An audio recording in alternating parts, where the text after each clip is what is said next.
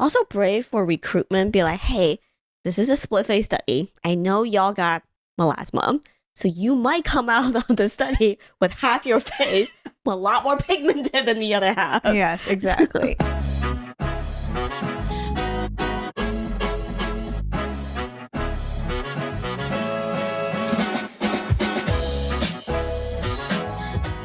Welcome back, everybody. This is the Chemist Confessions podcast. I'm Victoria. And I'm Gloria. And this is a human conversation on all the skincare science we talk about on the daily. And today we are talking about rice stuff. Yay. Any applause. If you're wondering about rice stuff, this is going to entail... I think it's a very popular category. We're back in the plant extracts. After our little mini break last week. I will say rice stuff makes sense because I also feel like it's a cyclical thing. They always come back up in terms of like social media, DIY stuff, and it's all linked with benefits that ranges from anti-aging, antioxidant to everything. Exactly. So I made it my goal. I was going to tackle this category. So let's go through it and let's just simply answer, what is this rice stuff in skincare? The way I went about this, and I'm going to try Victoria looks so tired. I'm going to try not to unravel so quickly, but basically, I think you can categorize them into 3 general arenas of rice ingredients. So there's actual rice stuff, and that's with the inky of Oryza sativa. You usually get things like rice wax, rice bran wax. You get powders and starches to even extracts. So I think this arena is important from a chemist perspective because they're what we call functionals. They're usually what we add to improve stability, texture. They're not necessarily there to say, give you benefits like, oh, this is going to be anti-aging. Exactly. I'm really glad you mentioned that because weirdly enough, whenever people mention rice stuff, like Gloria said, gets tied to a bunch of claims. But this is the breakdown of rice stuff. Okay, so typically consists of mainly starch, about 70%. You get some polysaccharides, some simple sugars, and they also mention some lipids that are involved. So you get oleic and linoleic.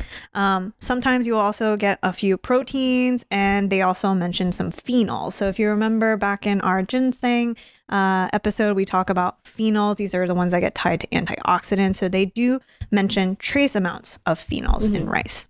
So that's one category. The second one we would consider is the fermented rice stuff. So this is, I would feel like it's the general like sake realm. Also another fancy schmancy realm of skincare. The inky would be things like Saccharomyces or rice ferment filtrate. You see that a lot. You see that a lot in toners too. Exactly. Moving on. I'm not even going to try to break this down. Good talk. I want to just explain my thought process. So the third one is the yeast from fermented rice. I see. Yes. So this would be like rice adjacent stuff. So this is a very famous category. The ingredient, the IO would be something like galactomyces ferment filtrate. And yes, that is the Pitera stuff. I can hear the dollar bills falling from the sky. Yep, exactly. Very fancy. This is all to say that I took a look at this entire realm and I decided that because all of these, in terms of testing, different types of rice stuff. So like that's like rice extract to starches to waxes to like all different aspects. Very little clinical data. Yes. So this is a behind the scenes chemist confessions fact for everyone. Some of these episodes, the shorter they are, the longer it actually took us to put together because we're spending hours staring at the screen going, what am I looking at? Give me something. Show me a sign. Yeah. So I did not find a sign here. And I decided we are moving on from this. We're not talking about rice anymore, This is not going to be about rice stuff. This is going to be about a rice adjacent molecule. This is going to be about kojic acid. We did the bait and switch. Yay. Haha. We tricked you into another interesting active that's not really extracts. Yes. Okay. So we always talk about how a lot of these plant extracts, the actual efficacy comes from actual isolated molecules. So kojic acid is one of those. And this is a molecule, it's actually a byproduct from several species of fungi. And you're like, what? Mold that is used a lot in Japanese food fermentation. Fun fact. Yes. I went to Japan last year. Yes. And we actually did a sake tour in Tokyo. Okay. The little side story here is if you've been to Japan but haven't been to their like very local sake bars, highly recommend. It's so much fun. You go in there and you can pay basically a trial size. You don't have to commit to a full drink. They all have like cases of like hundreds of sake you can try from, and they give you a little pour for like 100 yen, which is like $1. And you can just try all these different types of sake, and amazing. But like in the tour, they went through the process of making sake, and yeah, koji and the fungi that Victoria's talking about is a key part of that, and it's also making things like miso and everything else. So yeah, it's a very prevalent ingredient or prevalent process using Japanese food. Also, going off tangent, sake in Japan just tastes different. It's so good. It is not the same as anything you get here, people. So good. I have a bottle that like I brought back, and I was actually kind of upset with myself because we tried so many, and there's a couple I really like, and it's very different than anything you can find here. But at the time, I was like, oh, I can't commit. Maybe we'll pick some up at the airport. Don't wait till the airport. They don't have that good local stuff. Yeah, exactly. Okay. Anyways, we digress. Moving on from alcohol. So this is going to be about kojic acid. And so you know where I guess it stemmed from and linked to. And ultimately what it does is it has been well studied as a tyrosinase inhibitor. And just a reminder, that is a very important part in the, I guess, fighting hyperpigmentation is how do we prevent tyrosinase from kicking off our pigmentation cycle. So that's really it. I answered this question by what you asked what rice stuff is, and I want to tell you, I don't want to answer your rice stuff question, and I want to say, why don't we talk about kojic acid instead? Yeah, kojic acid. Excellent. So Gloria's strategy is let's change the subject, and I'm just like, no, just let's just focus here on this semi-rice thing here. Is this podcast gonna turn into like the Kinder Egg of podcasts? Like you don't know what you're gonna open yourself into. Just like kojic acid. Yeah, it's covered in rice, but kojic. The trust level of the actual episode title decreasing significantly. Anyway, so in the next segment, we're actually going to go into why is kojic acid a good ingredient that Gloria and I actually like. But before that, a quick break.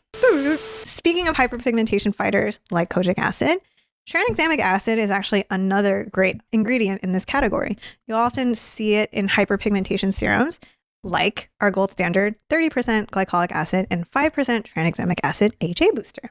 We purposely paired these two together, not just to tackle skin roughness and fine lines and wrinkles, but also your hyperpigmentation. Add a drop to your serum, mix well, and use it as a nightly treatment, or just use the gold standard as a once-a-week wash-off mask. Make the Chemist creation do real work for your skin. And please use the coupon code CCPodcast2024 for 15% off.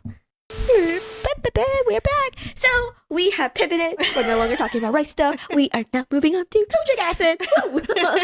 All right. So yes, this segment is called Is Kojic Acid a Hyperpigmentation Sleeper? Are you missing out? Yeah. Will it change your life if you add it to your routine? Yeah. Let's find out. All right. But first, a preface. This is Gloria's like, episode. What now? This is the episode many emotional turn. All right. There is some pain with kojic acid studies. Yes. We will personally tell you that we know there's good kojic acid data out there, but a lot of them were actually done out in Asia, and they actually come with very little translation.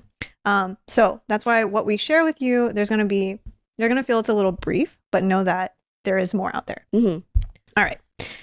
Now, kojic acid. I was gonna say we're not gonna start where you think we're gonna start. Gloria's like, good God. All right, I have to share a really fascinating kojic acid study. This is I want to call it mildly interesting, non-human in vivo kojic acid study. So they wanted to look at the melanogenesis inhibition property, and remember, keyword non-human. So they decided, oh, what a simple study. Why not add kojic acid to the water of black goldfish and see what happens. Fascinating enough, after 1 to 2 months, they found that the black goldfish turned to yellowish brown. And we'll show a picture of what actually is happening. Yes, you heard that correctly. And then later, they moved this goldfish. They kept it in water without kojic acid, and they saw that this goldfish turned back to its original black color. All I can think of is in that tank, the fish was like, yo, Jeff, the water tastes a little weird, no? And I'm sure they're looking at each other like, there's something, I think there's something wrong. Jeff, you're fading. Stay with me. Jeff, whatever you're doing, man, maybe you should stop. Yeah, drink less water. And Jeff's like, I just don't know who thought, who even proposed this. Exactly. They're like, this is a good way to show that kojic acid is a tyrosinase inhibitor. Anyways, mind blown. Yeah. A lot of classic actives in skincare have some old animal data. The most common ones are in the rodent family, right? Like guinea pigs or mice, shave their hair and do some work to see if, it could work topically as, I don't know, anything from pigmentation to protecting against UV radiation. Yeah. Goldfish, that's a new one. I have not seen this one before. All right. Now let's get to the clinical. So we're moving to the human realm now. Yeah, humans. No more goldfish. All right. So our first clinical we're going to share is actually a comparative. However, this comparative is actually in combination with glycolic acid. So they wanted to see what would be the difference if they tested a 5% glycolic acid with 4% hydroquinone versus a 5% glycolic acid with 2% kojic acid. That's really interesting. So it's almost like benching kojic directly against hydroquinone. Yes, with the help of glycolic acid. So the other weird thing about this, it's split face. So Lauren and I feel like split face is pretty hard to do, especially with pigmentation. Also brave for recruitment. Be like, hey, this is a split face study. I know y'all got melasma. So you might come out of the study with half your face a lot more pigmented than the other half. Yes, exactly. And also, 2 products. This is for the right side. This is for the left side. Don't mix them. So it's generally tough all around. And also pigmentation is not symmetrical. Right. So you can have more difficult, maybe stronger melasma on one side. I definitely have that, a little bit under my right cheekbone versus my left. So anyways, so it's split face. They started out once a day. And then if the subject showed good tolerance, they bumped them up to using this twice a day. And they tested it for 3 months total. They tested it on 39 subjects, and through that, after 3 months of use, they mentioned that they saw some improvement, and that the reduction varied from 10 to 90%. I'm sorry, what? Wow, I feel chipped if I'm in the 10% group. Yeah, and I was like, oh, that's just classic melasma situation. Yeah. It's just you just don't know the improvement you'll actually see per patient. I think last episode on the mandelic acid, when we talked about their hyperpigmentation, one of the metric was how many subjects saw over 50% improvement. And it's half, right? Yeah. But if you think, it's it sounds kind of nice, but if you think about it, that means half of them saw improvement. Yeah, or none. Yeah. So that's exactly what happened here, So about half of the patients had an equal reduction on both the kojic and hydroquinone side. 21% had better results on the hydroquinone side. 28% had better results with the kojic acid side. So generally, they performed about on par. Yeah, I was going to say, math says that most of them is yeah, exactly. So and I think one other thing to keep in mind is that none of the patients were completely clear of hyperpigmentation in their follow-up photos. So I think that does make sense, though. I think that's definitely expectation thing to keep in mind in this realm. I think I'm especially a salty chemist when it comes to hyperpigmentation claims, because to me that is the most abused category in terms of erasing pigment in a week and this 100%. And that. And you're setting it's just going to be disappointing. Yeah. Expectations here very much mismanaged, and topicals can only carry you so far, especially with something like melasma. Yeah. And then the other side note that I thought was mildly interesting is every patient had some sort of burning and flaking when using it. But kojic acid was surprisingly found to be more irritating than hydroquinone. So I do want to put that out there. Kojic acid seems to be, it's not necessarily your vanilla ingredient, but I don't think it's on people's radar. No, because I think people do always associate hydroquinone as some sort of hyperpigmentation benchmark, but also the irritation benchmark. Yes. And so you forget that there are things out there that sound vanilla just because it's not hydroquinone, but it can still be irritating. They want to mention that a while ago, we did a guest podcast with Skin Anarchy. Yeah. And we mentioned that hydroquinone is also bench against a plant ingredient like silymarin, which is featured on Miss Reliable. And something like that does show that, oh, okay, this isn't irritating at all compared to hydroquinone. But again, these metrics should all be, talked about in the forefront to set 100%. expectations. Just, tough. Yeah, exactly. So, all right, we're going to move on. I did find a comparative study that actually wanted to compare 2% kojic acid versus 2% hydroquinone versus a 30% glycolic acid peel. Interesting. So this is also to treat melasma. And suspiciously, they only use the product for 1 month. And I think that's super short for pigmentation. Yes, exactly. So I think hyperpigmentation is the one skin concern, Gloria, and I like to remind people is to give it even up to 6 months to see a real benefit. Yep. So anyways, they had the subjects. So they had used 45 subjects. So think about it, divide by 3, 15 subjects. It's very small. Very small. They used these products twice a day. And they took photographs, they had an expert grader, and they did actual fancy imaging. They call theirs the cystoscopy, the spectrophotometric intracutaneous analysis. Excellent. I'll show Gloria the pictures. I would say that we really want to focus on the actual imaging. The photographs themselves is pretty tough because the lighting is not consistent. Controlled. The background is not consistent. So it's really hard to make any reference there. We're really just going to follow the visual evaluation and the actual imaging. After they took measurements at the 15-day mark and the 30-day mark. They did see a reduction in total melanin content for all 3. However, I'll read you the actual measurement numbers. So for hydroquinone, they saw a 13% reduction. Sick. For the weekly glycolic acid peel, they saw a 9.8% reduction. Wow. And for kojic acid, they saw a 5.8% reduction, which I'm also thinking, like, do you even actually visually see anything? I'm not sure. Yeah, 5%. You're at you. If you can visually see a 5% improvement, you gotta be a very critical person. Yeah, that's tough. Yeah. So anyways, I think, in terms of the takeaway here, it's like it does something. They do mention, they say results show that 2% hydroquinone is better than glycolic acid, which is better than kojic acid. But all in all, the groups are small. The testing timeline is short. The reduction is small. It's really hard to have a real clear takeaway. I think for me, what I read here is that I just feel like they're all generally in the same space. Yeah, and I do like the this part of the data where they talk about the percent of subjects that saw improvements. In the hydroquinone group, even the hydroquinone group, 10 out of 15 showed improvement, which in its way it's okay. And in the kojic acid group, less than half of the people saw meaningful improvement. Yeah.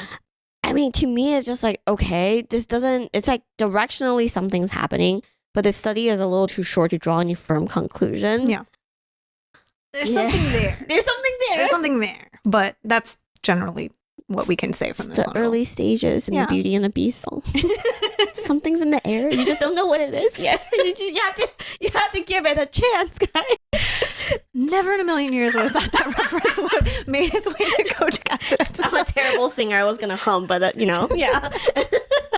Anyway, all right. Moving on. All right, a final clinical for you. So this one is a lot more robust. They actually wanted to compare 2% kojic acid versus a picosecond laser treatment. I thought was pretty cool. Lasers are definitely popular in hyperpigmentation. So they tested it on 300 patients. Wow. Yes. And they basically wanted to look at the MOSI score. That's the common scoring system they use for grading hyperpigmentation. So through that, they tested for 20 weeks. And from that, they saw that both groups had significant improvement in MOSI scores. And they took it at time points weeks 12 and week 20. So I just want to emphasize, remember the previous test, only 1 month, and this guy's looking at it for 20 weeks. Yeah. They generally performed on par, but they did want to mention that in the picosecond laser group, the most remarkable improvement rate they saw was at 62%, whereas kojic acid, this group had an improvement about 42%. So they're trying to show that you may see better improvement. I will say though, 42%, we can work with that. Yeah. 5%, I don't know what you're talking about. Timeline matters, guys. Yeah, exactly. So, their conclusion, they say our study concludes that picosecond laser device is an efficient and well-tolerated therapeutic for melasma as compared to kojic acid. The kojic acid was actually the control group, which I really like because they're clearly trying to beat this metric, but they saw results. Yeah, so that kind of sums up our top level kojic acid results. You can see that most of these studies test kojic acid 2%. Yeah. But what's interesting is if you start shopping for it, you'll quickly notice that most kojic acid products clock in at about 1%. If they're transparent. Yes. And we will say there are studies out there with 1%, but the reason why we didn't share any with you guys is I can't read Japanese. Yeah, a lot of them are old studies, or a lot of them are in foreign languages that's not translated. Yeah. It is 1% is more of that level that's like it does something. It's often testing combinations. Yes. But also it's less likely to irritate because remember one of the studies Victoria just shared with you guys is that 2% can be on par in irritation with hydroquinone. Yeah. And I'm glad you mentioned that because when we were dabbling in the research, many of the clinicals actually just tested in combination with hydroquinone. And then, so they clearly are using this as almost like a sidekick. And that's generally how hyperpigmentation actives are anyways. And then finally, to wrap up, we just want to say that kojic acid, there's definitely data to say that is a very helpful tyrosinase inhibitor. Yep. I would want to say that's actually better than a lot of the claimed tyrosinase inhibitors out there. There are so many, again, plant stuff that gets touted to help, but very little data behind it. Yeah, so tyrosinase, again, as a quick recap, is that enzyme that controls how fast melanin is produced. That's why it's often the target to, like slow down hyperpigmentation and resolve that. And there are a lot of different ways to test whether or not something is a tyrosinase inhibitor. And one of the models is like a mushroom cell. It's like the mushroom test to tyrosinase inhibition. How that translates to applying topically on your skin, again, that's step 0. And like Victoria mentioned, a lot of plant stuff, that's what they're basing it on. They say, hey, it works in a mushroom cell culture, must work for your skin. Yeah, it's the truth. It's kind of depressing. Yeah. Anyways, all right. So that wraps up the kojic acid data on this rice stuff episode. We're going to take a quick break with our animal fun fact of the day. Yay, it's not my turn, so you guys can rest easy. It might be a nicer one. All right, hear me out. This is for your trivia night. Owls don't have eyeballs. Owls have eye tubes. Okay, so apparently, because they hunt at night, they have massive eyeball tubes, eye tubes. This is because owls have very small skulls, so their big eyes just can't expand out, and the way they grow develop is into more of a rod shape. And I'll show that image here. Very funky. Oh, that is so interesting. Yes. And that led me down a rabbit hole of, those eyeballs must make their biology very funky. So there's a lot of like super passionate biologists about owls, and they share a lot of really interesting things. Like, I'm sure we know their head swivel ability is very funky, up to 270 degrees. And I have to note, one guy, the way he described it was like almost silently, like it was some like office chair, like really funky. So I was like, okay. And funny enough, in order for them to swivel, you imagine like their necks and what is inside their necks. If you think about like their bone structure and their jugular, it has to be arranged in a super unique way in order for them to swivel without cutting circulation off. That makes sense. So I'll show an image here for those who are watching us on YouTube. I'll describe it for those who are listening in on it. But basically, their jugular veins are kind of look what like a 4-string mop. Oh, so interesting. That when it swivels all the way, they don't entangle or pinch. Yeah. And so I was like, wow, I didn't even think about that. But anyways, that's your animal fun fact of the day. Owls don't have eyeballs. They have eye tubes. And their jugular veins are very weird. So if that comes up in your local trivia night, let us know. And if it's not, you should propose it. Yes. And if you share this with your significant other or use it to woo a lady or man, please let us know. It works. It will totally work. Hey, baby, did you know? All right. So that is the owl. Gloria, aren't you so happy I did the animal fun fact today? All right. So we're going to wrap this up with how to shop for kojic acid. All right, number 1. Gloria, please take it away. If you buy a kojic acid product, you open it, you're like, oh, okay, this is fine and stuff. You put it back on your shelf, forget about it, and you're like, oh, right, you know what? I'm going to commit. I'm gonna be very consistent with it. I'm gonna finish up my kojic acid serum, and then you pump it out. You're like, huh, this doesn't look the same color. It looks a little bit on the black side. Yes, black. Kojic acid is unstable. It's not your imagination. So it's one of those products that you should store in a dark, cool place and use up as soon as you open it. And keep in mind that, I mean, every kojic acid product's default color is a little different. But if it comes out already quite dark, that is a solid sign that it is poorly formulated and you should not buy from that brand again. Yeah. All good actives. Something funky about them. All right. So knowing that, we do want to remind you that this is, again, one of those actives that please shop for the isolated compound. Don't actually shop for those general extracts that Gloria loves this. They always say rich in. Yeah, don't buy those. Yeah. So no kojic acid rich stuff. Yeah. Look for the actual kojic acid in the inky.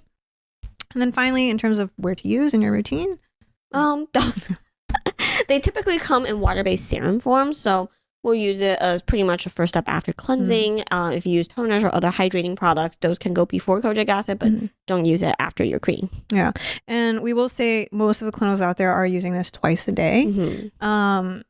So keep that in mind. And also for percentages, we'd like you to try to aim for at least 1%. And this can get pretty hard because a lot of hyperpigmentation serums may add it, but it's not clear how much you're getting. And we will say a lot of them look like more just like a dash or sprinkle than an actual robust amount. Yeah, but side note, a 1% serum is like the goal here.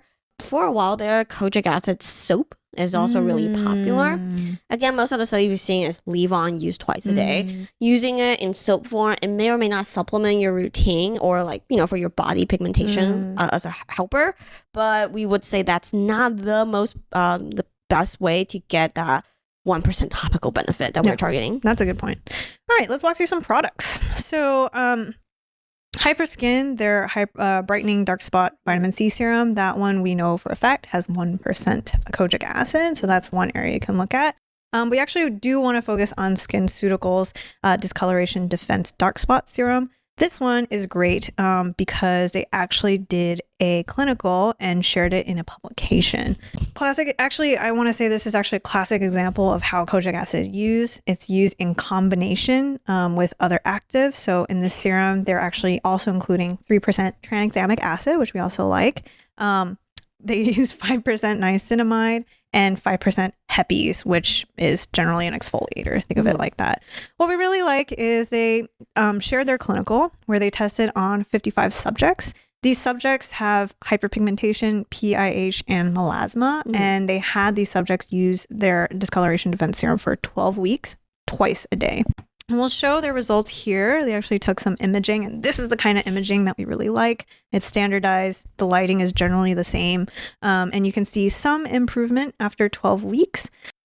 And they did find significant improvement in PIH, hyperpigmentation, melasma, skin texture, and skin tone. So I thought that was a really great share and does, I generally feel like, justify a higher price tag. Yeah, and I think for pigmentation, especially, I think when so many products come in blends, this is like a much clearer picture in terms of what you can expect. So yeah, definitely appreciate the clinical. With that, hopefully that gives you a couple ideas of how to shop for this ingredient. I did want to note one side note.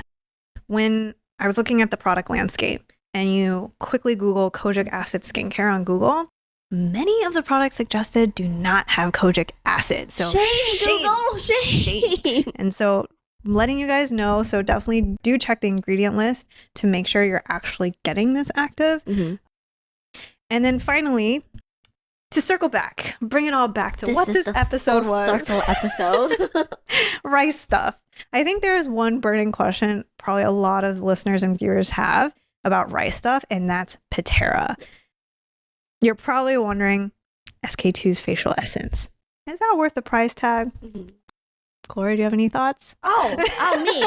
Well, I will say, like a lot of plant stuff, especially when we're talking about like a more general name, like something filtrate, something extract, quality matters.